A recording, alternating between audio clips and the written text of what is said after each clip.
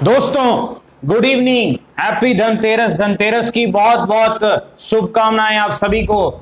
स्वागत है आपका आपके अपने चैनल टीके मनी में। मेरा नाम है त्रिभुवन हसन, सर्टिफाइड इक्विटी डेरिवेटिव्स में। जो नए लोग हैं टेलीग्राम चैनल पर आ सकते हैं, टीके मनी सर्च कर सकते हैं। 18,400 के आसपास मेंबर्स पहले से टेलीग्राम पे हैं। टीके मनी सर्च करके आप टेलीग्राम पे आ सकते हैं। डिस्कस करेंगे मार्केट की, यानी निफ्टी, बैंक निफ्टी, क्योंकि आपको पता है भाई लंबी छुट्टी आने वाली है। कल एक्सपायरी है और उसके बाद जो है थर्सडे को दिवाली वाले दिन सिर्फ 1 घंटे ट्रेडिंग होगी। आपको पता है दिवाली के दिन मुहूर्त ट्रेडिंग रहती है। इस बार जो टाइमिंग है मेरे ख्याल से 6:15 से लेके 7:15 का है शाम के वक्त, यानी 6:15 से 7:15 के बीच 1 घंटे सिर्फ मुहूर्त ट्रेडिंग रहेगी। तो ये चीज आपको याद रखनी है कि लंबी छुट्टी जो है अभी मार्केट में। तो कल एक्सपायरी है, डिस्कस करते हैं क्या होगा मार्केट में। सबसे पहले निफ्टी, देखिए निफ्टी में जो है डिस्कस करेंगे पहली चीज। देखिए डाउ जोन्स यूएसए मार्केट में जो है तेजी बरकरार है। लगभग 94 पॉइंट्स के आसपास की तेजी थी। तो हमारा मार्केट ऊपर की तरफ तो खुला भाई, लेकिन खुलते के साथ एक पिटाई स्टार्ट हो गई, एक जो है गिरावट स्टार्ट हो गई, एक अच्छी खासी जो है प्रॉफिट बुकिंग आई। उसके बाद फिर एक डब्ल्यू पैटर्न बना के बाउंस बैक जरूर आया है, लेकिन कुछ अच्छा बाउंस बैक नहीं आया, एक सिंपल सा बाउंस बैक आया है। तो डिस्कस करेंगे कि भाई आगे क्या हो सकता है। पहली चीज कहां पर जो है ऑप्शन चेन डेटा क्या है भाई। देखिए ऑप्शन चेन डेटा जो है कहीं ना कहीं 17,800 आपका सपोर्ट का काम कर सकता है और 18,000 एक रेजिस्टेंस का काम कर सकता है। ये चीज आपको याद रखनी है। लेकिन एक इंपॉर्टेंट चीज है, देखिए हो सकता है कल मार्केट, कल या फिर हो सकता है मुहूर्त ट्रेडिंग के दिन एक बड़ी चाल जरूर दिखाई, क्योंकि हमारा मार्केट तो बंद रहेगा लेकिन फ्राइडे को यूएस मार्केट तो चालू रहेंगे। ये चीज आपको पता है। तो मार्केट कई बार पहले से चीजों को डिस्काउंट करके जाता है, पहले से वो तैयारी करके चला जाता है। तो ये चीज आपको याद रखनी है। और देखते हैं मार्केट में क्या सपोर्ट है, क्या रेजिस्टेंस है और कहां पर कैसी चाल आ सकती है। पहली चीज निफ्टी में सपोर्ट कहां पर है, 17,800 के आसपास सपोर्ट है। सपोर्ट पर आपको पता है the great SR theory use करनी है, जो मैंने आपको बताया, या फिर डब्ल्यू पैटर्न अगर आपको मार्केट में दिखता है तभी स्ट्रिक्ट स्टॉप लॉस के साथ ही आपको तेजी करनी है। चीज आपको याद रखनी, स्ट्रिक्ट स्टॉप लॉस बहुत ज्यादा इंपॉर्टेंट है, क्योंकि देखिए आप गलत भी हो सकता है, कोई भी गलत हो सकता है। मार्केट में बेस्ट स्ट्रेटजी की भी जो एक्यूरेसी है वो मेरे ख्याल से 70% से ज्यादा है नहीं। ये चीज आपको याद रखनी है। तो ये 17,800 जो है वो मार्केट का सपोर्ट है। रेजिस्टेंस कहां पर है, 18,000 के आसपास रेजिस्टेंस है। कहां पर रेजिस्टेंस है, 18,000 के आसपास जो है निफ्टी का पहला रेजिस्टेंस है। याद रखिएगा, ना तो ये सपोर्ट बड़ा है, यानी ऐसा नहीं कि सपोर्ट नहीं टूट सकता, इसलिए मैंने कहा एसआर थ्योरी आप लगा सकते हैं, और ना ही ये रेजिस्टेंस बहुत बड़ा 18,000 वाला, ये भी कोई बड़ा रेजिस्टेंस नहीं, यानी टूट सकता है। अगर यहाँ पर जो है 1-2 बार हिट करता है तो निकाल देगा। ये चीज आपको याद रखनी है। तो एसआर थ्योरी आप जरूर यूज करें। अब देखते हैं कौन सा टेक्निकल लेवल हमें मिल जाए जहां पर हमें कुछ मौका दिख जाए।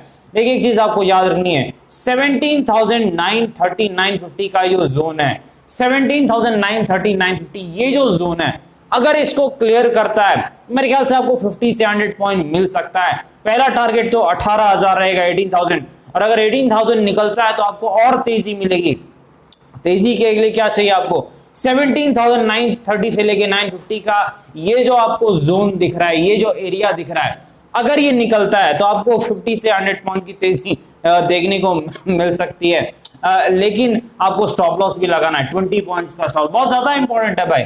20 पॉइंट का स्टॉप लॉस इस चार्ट के हिसाब से एडजस्ट करना है आपको, निफ्टी के चार्ट के हिसाब से आपको अपने ऑप्शन में एडजस्ट करना होगा। ये चीज आपको याद रखनी है। तो आपको 50 से 100 पॉइंट जो है प्रॉफिट मिल सकता है। ये चीज आपको याद रखनी है। सपोर्ट कहां पर है, 17,800, ये चीज आपको ध्यान रखनी है। अगर सपोर्ट ब्रेक हो जाता है तो फिर आपको तब तक तेजी नहीं करनी है जब तक डब्ल्यू पैटर्न ना मिले, डब्ल्यू पैटर्न ना मिले। और मंदी के लिए क्या है, एम पैटर्न, मंदी के लिए एम पैटर्न और तेजी के लिए डब्ल्यू पैटर्न काफी अच्छा काम करता है। ये चीज आपने खुद देखी है, बताने की जरूरत नहीं है। चलिए चलते हैं निफ्टी बैंक के पास चलते हैं। देखिए निफ्टी बैंक ने काफी अच्छी तेजी दिखाई है आज। काफी बैंकिंग स्टॉक्स, खासकर जो मीडियम साइज जो बैंक्स हैं और जो छोटे बैंक्स हैं उनमें अच्छी खासी तेजी थी। कहीं ना कहीं एक जबरदस्त तेजी दिखाई है। तो कहां पर बैंक निफ्टी का सपोर्ट है एक बार हम चेक कर लेते हैं। देखिए जो सपोर्ट है बैंक निफ्टी का 39,600 के आसपास बैंक निफ्टी का सपोर्ट है। 39,600 के आसपास जो है ये एक बैंक निफ्टी का सपोर्ट है, ये चीज आपको याद रखनी है। रेजिस्टेंस कहां पर है बैंक निफ्टी का? देखिए कोई बड़ा रेजिस्टेंस तो मुझे नहीं दिख रहा, लेकिन 40,400 के आसपास जो है एक रेजिस्टेंस है बैंक निफ्टी का, ये चीज जरूर आपको ध्यान रखनी है। और कौन सा लेवल अगर निकलता है तो आपको बैंक निफ्टी में कुछ तेजी दिख सकती है, एक बार हम चेक कर लेते हैं चार्ट पर। देखिए वो जो लेवल है लगभग जो है वो 40,100 के आसपास का है, 40,100 के आसपास का है। अगर ये निकलता है तो फिर 50-60 पॉइंट के स्टॉप लॉस के साथ आपको कुछ तेजी देखने को मिल सकती है। स्टॉप लॉस बहुत ज्यादा इंपॉर्टेंट है, अगर आप गलत हो गए तो आपको स्टॉप लॉस लेके निकल जाना है और ट्रेड पलट भी देना है। यानी अगर आप गलत हो गए तो आप तेजी के बदले मंदी भी कर सकते हैं, लेकिन अगर दूसरी बार फिर से वो लेवल निकालने जाता है तो फिर आप जरूर तेजी कीजिए, क्योंकि अगर दूसरी तीसरी बार में निकालता है तो बड़ी तेज चाल आती है। चीज आपको याद रखनी, मैंने आपको बताया भी है कि कैसे सपोर्ट रेजिस्टेंस पर एसआर थ्योरी काम करती है, बाकी सारी चीजें फ्री ट्रेनिंग क्लास में। 40,100 के आसपास वो लेवल अगर निकलता है तो आपको तेजी देखने को मिल सकती है बैंक निफ्टी में। और जो है यहाँ पर जो है सपोर्ट कहां पर है डिस्कस किया था हमने, 39,600 के आसपास, ये चीज आपको याद रखनी है। चलिए चलते हैं स्टॉक्स के पास। सबसे पहले आईडीएफसी फर्स्ट बैंक, देखिए फंडामेंटली अच्छी कंपनी है, कहीं ना कहीं सपोर्ट जो था 40 के आसपास जब ये गिरावट पे आया था हमने डिस्कस भी किया था, अच्छा बाउंस बैक भी दिखा रहा है। अब अगला रेजिस्टेंस जो है 60 के आसपास है, कहीं ना कहीं वही इसका अगला रेजिस्टेंस है। सपोर्ट कहां पर शिफ्ट हो चुका है 46 के आसपास, अब जो है आईडीएफसी फर्स्ट बैंक का सपोर्ट शिफ्ट हो चुका है। फंडामेंटली स्ट्रॉन्ग स्टॉक है, कोई दिक्कत नहीं, अच्छी कंपनी है। 60 के आसपास अगला टेक्निकल रेजिस्टेंस है। चलिए चलते हैं टाटा मोटर्स के पास। टाटा मोटर्स के मेरे ख्याल से कल रिजल्ट्स थे, नेट लॉसेस जरूर हैं रिजल्ट्स में, लेकिन इंटरनली अगर आप देखें तो रिजल्ट्स अच्छे थे।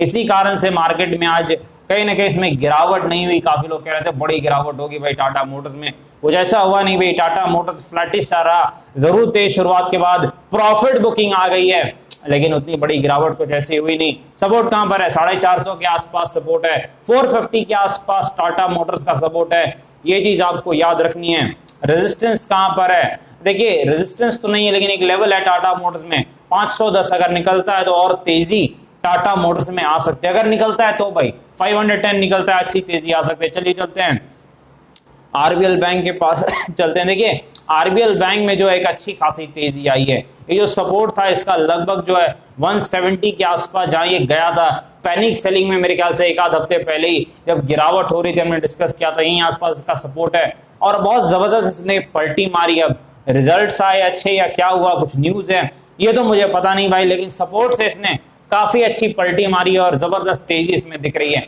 अगला इसका जो टारगेट है लगभग ये 213 इसका छोटा रेजिस्टेंस है, अगर यहाँ पर क्लियर कर देता है तो मेरे ख्याल से आपको हो सकता है जो इसका बड़ा रेजिस्टेंस है वहां तक भी जा सकता है, जो कि 225 से 230 के आसपास का। यानी नेक्स्ट रेजिस्टेंस 225 के आसपास आरबीएल बैंक का है।